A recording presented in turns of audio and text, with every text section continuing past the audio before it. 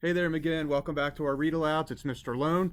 As always, good to be with you and looking forward to sharing a new title. Wishing you a great weekend. Hope you have a terrific time with family and friends. And if you get a chance, make sure you pick up a book along the way somewhere. So, the book I'm going to wrap up our week this week with is a folk tale. Has a little bit of a lesson into it. Very popular series based on the character Anansi. And this is called Anansi and the Moss Covered Rock. Here we go.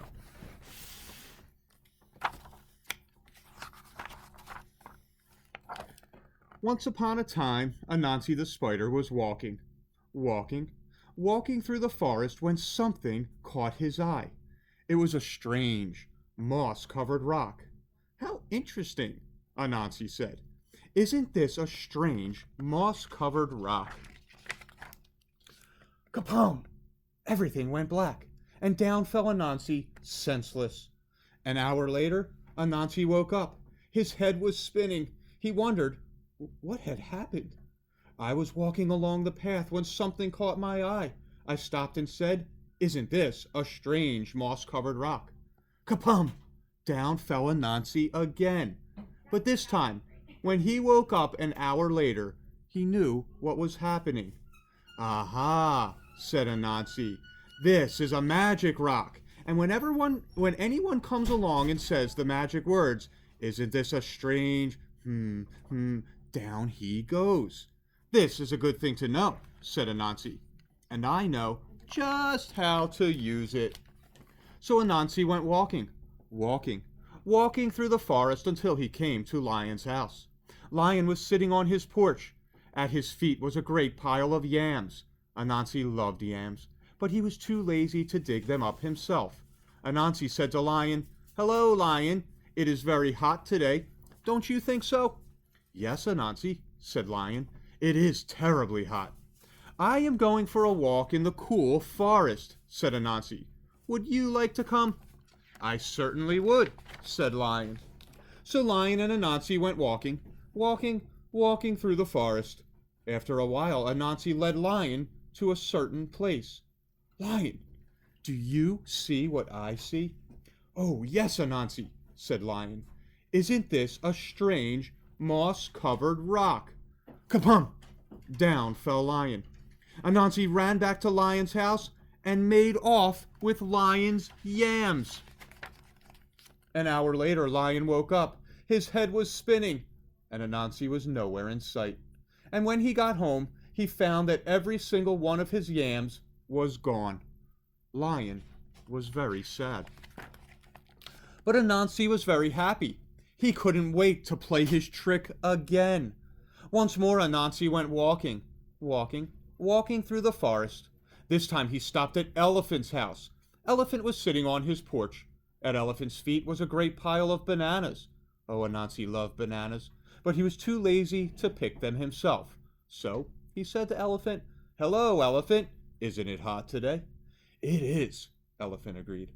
"I am going for a walk in the cool forest," Anansi said. "Would you like to come?"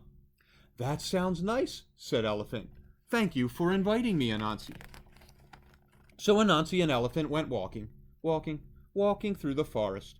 After a while, Anansi led Elephant to a certain place. "Elephant, look, do you see what I see?" Elephant looked. "Yes, I do, Anansi. Isn't this a strange, moss-covered rock?" Kabum! Down fell Elephant. Anansi ran back to Elephant's house and made off with all the bananas.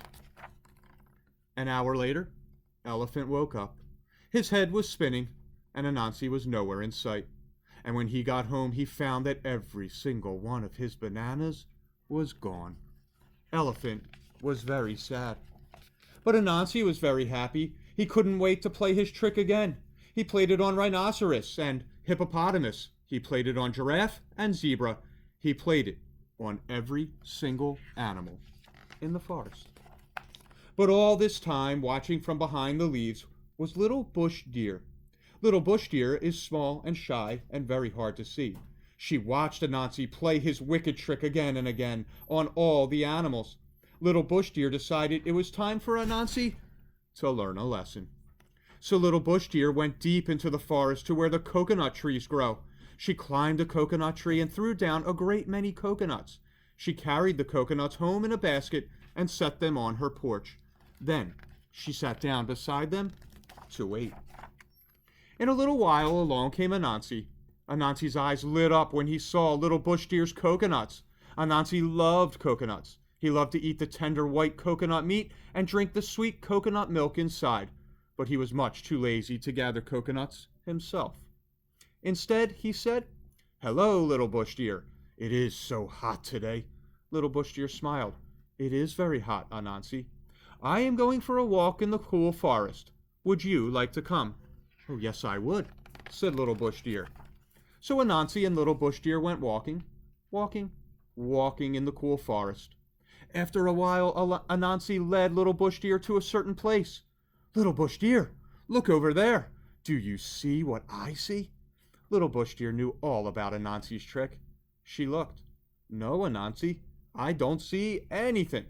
"You must see it. Look very carefully." Little Bush Deer looked. "No, I don't see anything," she said. Anansi began to get angry. "You must see it. Look over here. Look right where I'm pointing. Do you see it now?" "No, Anansi," said Little Bush Deer. Anansi stamped his legs. "You see it. You just don't want to say it." "Say what?" said Little Bush Deer. "You know." "Is that what I'm supposed to say?" "Yes," said Anansi. "All right, then I will say it to make you happy." "You know," said Little Bush Deer. "There, I said it. Are you satisfied?"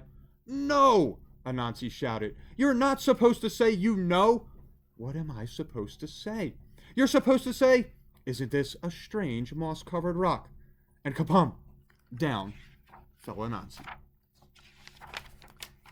Little Bush Deer ran and got all the other animals. Together they went to Anansi's house and took back all the good things he had stolen from them. An hour later, Anansi woke up. His head was spinning. Little Bush Deer was nowhere in sight, and when he got home, he found his house as empty as it was before. But if you think Anansi learned his lesson, you're mistaken, because he's still playing tricks to this very day.